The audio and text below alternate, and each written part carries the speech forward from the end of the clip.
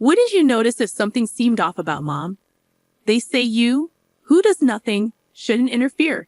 Siblings may be different, but how could I stay silent when our beloved mother isn't herself, and my brother tells me to stop sticking your nose in our business, even though he only sends $100 a month? Families come in various forms, and in my case, our father wasn't around. I have no recollection of him. He passed away in an accident shortly after I was born. Mom, who continued to cherish his memory, never remarried and single-handedly raised my brother and me. Undoubtedly, she faced countless challenges, yet she shielded us from any hardship, always wearing a smile. Now, as an adult, I'm determined to repay her boundless kindness in any way I can. I'm Lisa, a 43-year-old mom juggling work with raising my high school-age son. My older brother, Mike, at 45, is married without children. Our mother, now in her 70s, has retired and lives off her pension. Initially, I found solace knowing she resides with Mike and his wife, as our visits are limited to Christmas holidays. From afar, it seemed they got along well, and Mom enjoyed a serene retirement. However, recent societal circumstances have heightened my concerns. Unable to visit frequently, our interactions are mainly through sporadic video chats, revealing her waning energy. Despite her age, I believe she needs a checkup, but she's hesitant.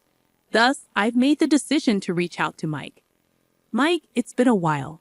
I need to discuss Mom. I'm busy at the moment. Can we do this later? And he abruptly ended the call. Undeterred, I attempted to reach him again over the weekend. Hey Mike, can we talk? It's about Mom. I'm suffering from a terrible headache. Let's catch up another time. And once again, he ended the conversation hastily. If I send a text, it's simply left on read, dismissed without acknowledgement. If this pattern persists, even my patience will wear thin. If he's occupied or unwell, he could always return the call when he's free. Couldn't he? Even if he prefers not to talk, a simple reply to the text would suffice. Yet, I mustn't be overly demanding. After all, they're the ones looking after our Mom. Although I'm unable to physically care for her, I contribute by sending money. Every month, I allocate $2,000 from my salary to support Mom. I've never explicitly informed my brother Mike about this, though I find it hard to believe he's unaware. Perhaps it's time for a heartfelt conversation with Mike one day soon.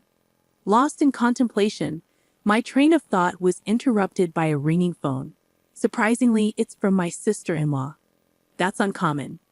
Brenda, Mike's wife, shares his age and dedicates herself to homemaking full-time. While we don't exactly click in conversation, it's not as if we're at odds. Our communication is sparse, usually routed through Mike whenever there's anything to discuss. I answered Brenda's call with a puzzled expression, unsure of what to expect. Hey Lisa, what's up with this month's money transfer? She blurted out, catching me off guard. It irked me how direct she could be, but her question served as a stark reminder that I had missed the usual date for the money transfer. So Mike and Brenda were indeed aware of my contribution. I mused. Simultaneously, I couldn't shake the suspicion that Brenda might be the one overseeing it all. I apologize. It slipped my mind with everything going on. I'll ensure it's transferred by this weekend. You know, you can transfer money online nowadays. We're looking after your mother, you know. It's not like we're doing this as volunteers. I don't see it that way. I'm always thankful to Mike and you, Brenda. Seriously, just because I'm a homemaker, it's as if all the responsibility for looking after Mom has been dumped on me. You two siblings are just awful. Brenda's words stung with bitterness. Yet I couldn't refute them. It appeared that Mike was genuinely occupied, but from Brenda's perspective, it seemed like endless grievances as she grappled with managing everything at home while I, miles away, appeared to neglect my duties towards our mother. If you're not going to take action, at least make sure to fulfill your part. Transfer it by tomorrow. Understood? Brenda's directive was firm. Yes, I understand, I replied, feeling the call end abruptly. She had a point. Unable to contribute in any other way, ensuring my payments were punctual seemed like the least I could do. The following day, I informed my workplace that I would be tardy and hurried to the bank to arrange the transfer. A few days later, my mother's name flashed on my phone screen. I answered, curious if she was calling to confirm the deposit. Hey Mom, how's everything? Lisa dear, I hate to trouble you, but could I ask for a bit more money just this once? What? What? My mother's request left me speechless. After ending the call, I sprang into action. With my husband's approval, I requested paid leave from work. Once everything was arranged, I boarded a plane bound for my childhood home in a distant land. Mom, what's happened? I was speechless as I encountered my mother, who had come to welcome me upon my arrival home. Though difficult to discern over video calls, seeing her in person after several years, it was evident she had shed a considerable amount of weight. I know she's getting older, but her weight loss is concerning, I muttered to myself. Aren't you hungry? I inquired. I do feel hungry, but there's nothing to eat, she confessed. What? But why? Is money tight? I asked, puzzled. We're strapped for cash, so there isn't much food, she admitted. No money? Wait, Mom, have you been preparing meals? My concern deepened. No, Lisa's the one cooking. But with just a cup of noodles every night, I've naturally lost weight, my mother explained. And Lisa? Is she eating the same way? I inquired. She claims she mostly eats out and only eats at home when Mike is around, my mother replied. This doesn't make sense. She has the means to eat out, yet she allows you to have such meager meals, I remarked, feeling frustrated. Mom, if cooking is difficult, why not consider takeout? It could even be a chance for you to get out and get some fresh air, I suggested. I wish I could, but we simply can't afford it, my mother confessed sadly. You don't? What about the $2,000 I send each month? I questioned, taken aback.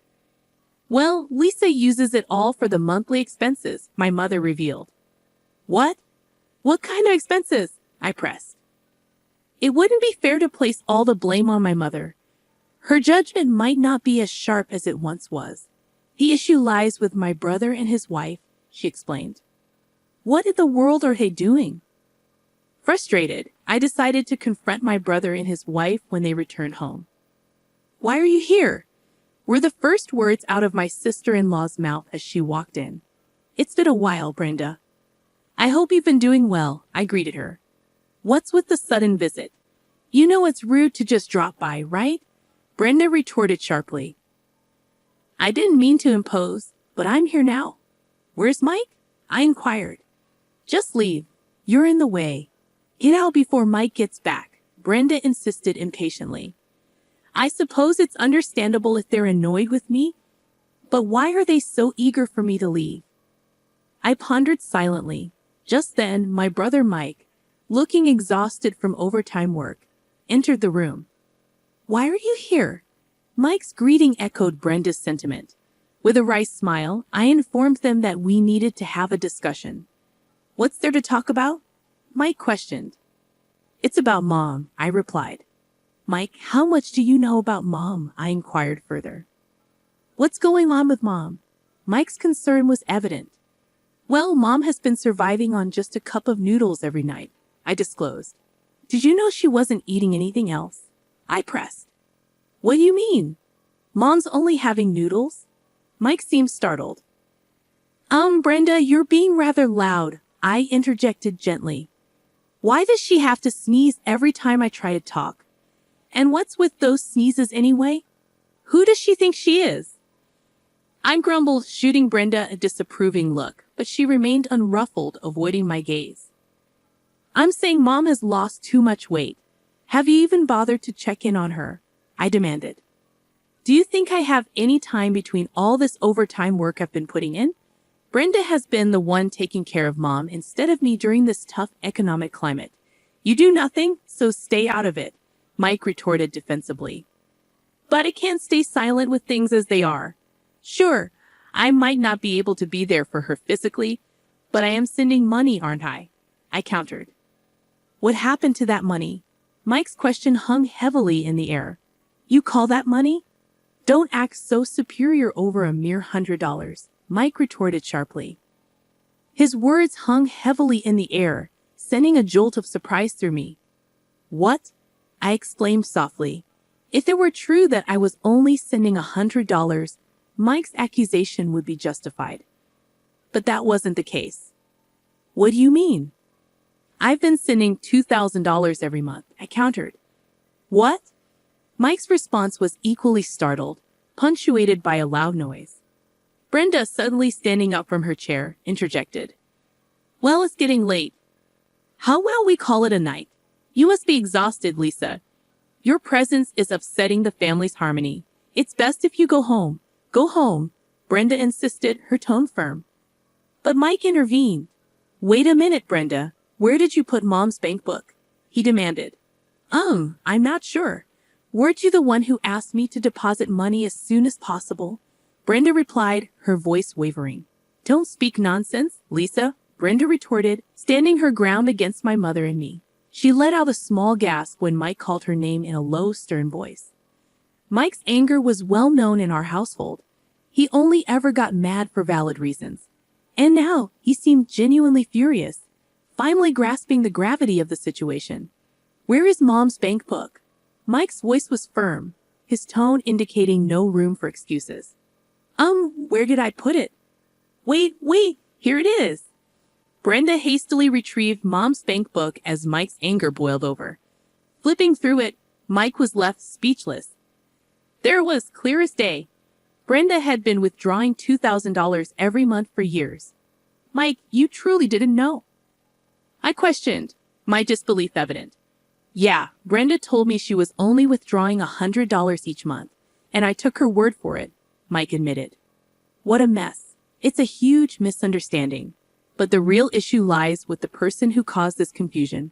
Brenda, what did you do with the $1,900 after deducting the $100 from Lisa's contribution? It simply vanished, I exclaimed. How does money just disappear like that? It's absurd, Mike added, bewildered. Well, it tends to disappear pretty fast if you're gambling, Brenda confessed, her voice trailing off. Gamble? Wait, what? I interrupted, stunned by her revelation. I mean, spending it frivolously like shaking off a chill. It just goes, Brenda stammered. What on earth are you talking about? I demanded, growing increasingly concerned. Lisa mentioned earlier that Mom is only having a cup of noodles every day. So were you going to the casino during the day? Occasionally, Brenda confessed. How often is occasionally? I pressed.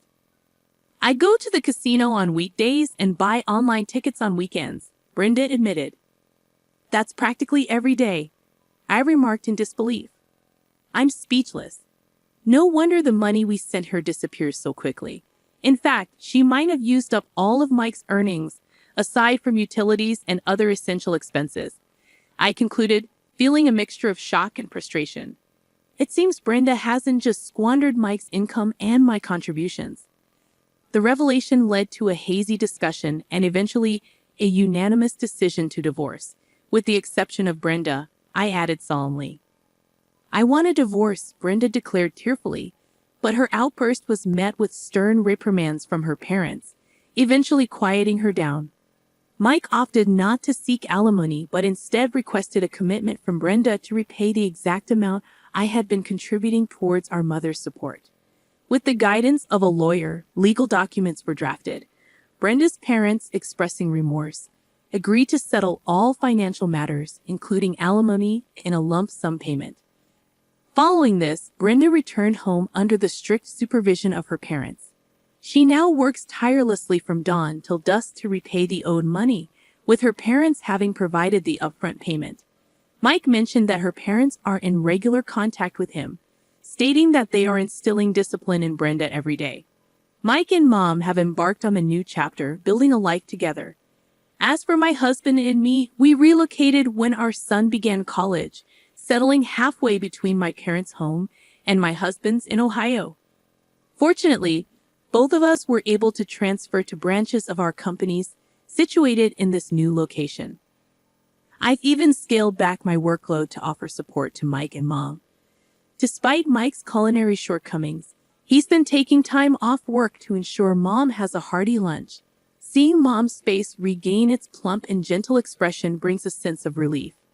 With these thoughts in mind, I visit my mother today.